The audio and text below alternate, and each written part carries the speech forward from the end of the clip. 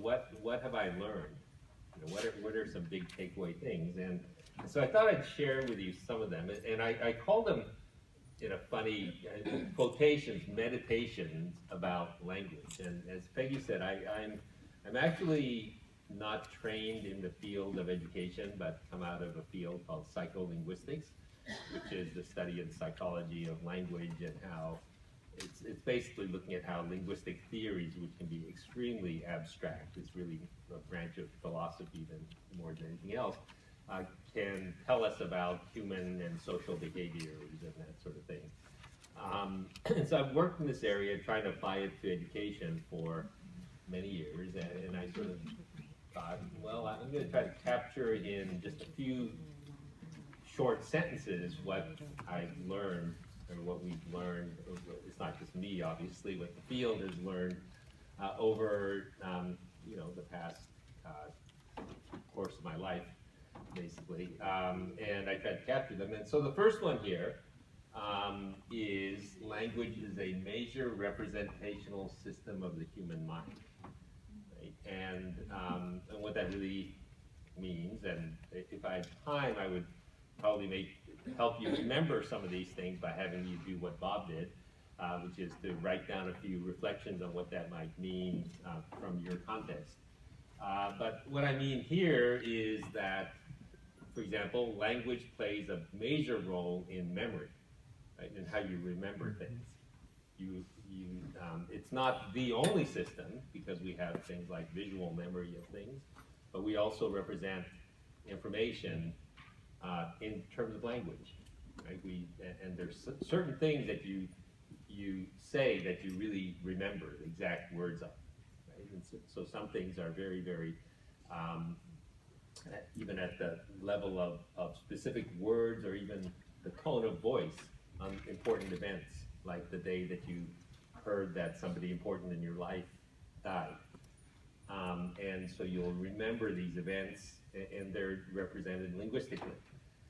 And so language is really an important major part of the human mind, and yet it's often not really, because it's such an important medium. It's almost like water to fish, that fish don't realize they're swimming in water. We're kind of walking through life representing things that we see linguistically without even realizing that we're doing that.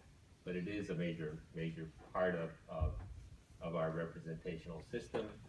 And if you talk to people who have had a stroke, where you've lost parts of your language, you kind of really see what part of human representation gets, what role language plays there. And the other is that language engages a broad range of human spirit beyond cognition. So we think, in education, we often think language is primarily the driver of cognitive activity, so we think about vocabulary and so forth. But it's also just awareness, emotion, social activity. Language is really an important part of just the wholeness of human beings. We have attitudes and orientations towards language, which really is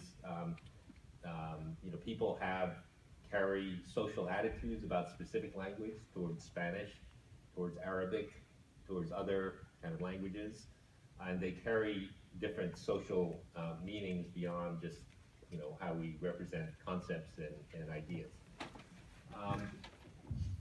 Another sort of meditation, that's why I put meditation in quotes here, it's not really meditation, because it's a capsule idea of about language, is that second language development is a process that unfolds over a long period of time and is individually complex.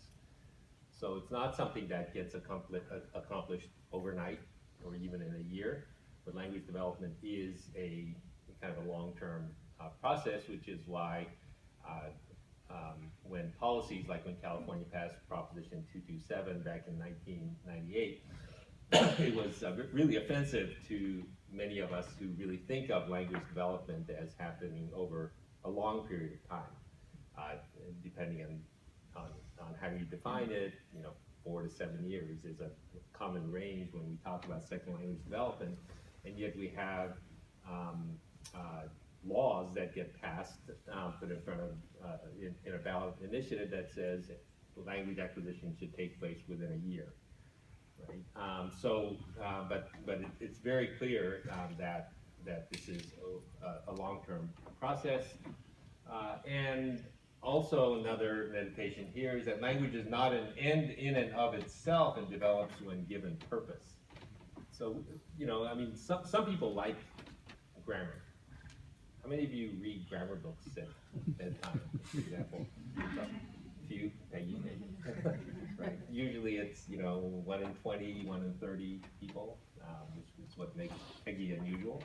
One of the things. That's right. Which is why, grammar-based foreign language teaching is no longer really done, because people don't really learn language by saying, okay, let me study the grammar of this language, the structure, and so forth. All right, so those are kind of different perspectives on language that I'll come back to as I go through this morning.